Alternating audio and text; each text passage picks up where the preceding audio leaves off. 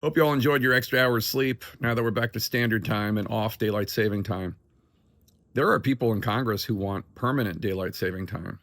Senator Tommy Tuberville of Alabama said he tried to get President Trump to do it by executive order, but President Trump said the polling was just too divided.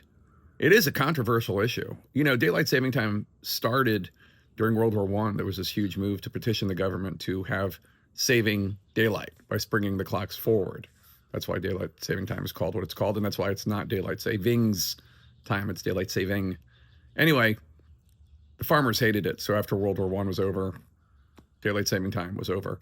They brought it back for World War II, again to save energy. During the energy crisis of the early 70s, this country, Congress, passed a 2-year experiment to only be on daylight saving time. That was in the fall of 1973. But over the next few weeks, with darker early morning hours, there were a number of traffic accidents and even fatalities involving kids on their way to school with it darker than normal because we were on daylight saving time during the fall and winter. Florida panicked. 8 kids died in early morning accidents since daylight saving time became permanent in 1973. In early 1974, the governor, Ruben Askew, and the legislature got rid of daylight saving time. It was just not worth it for the risk to kids, they said.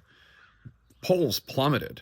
There was huge support for permanent daylight saving time in the fall of 1973, but by spring of 1974, that number was down significantly, and it was repealed by October 1974.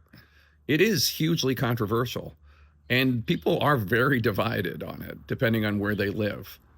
In any case, it looks like this is here to stay, at least for the short term.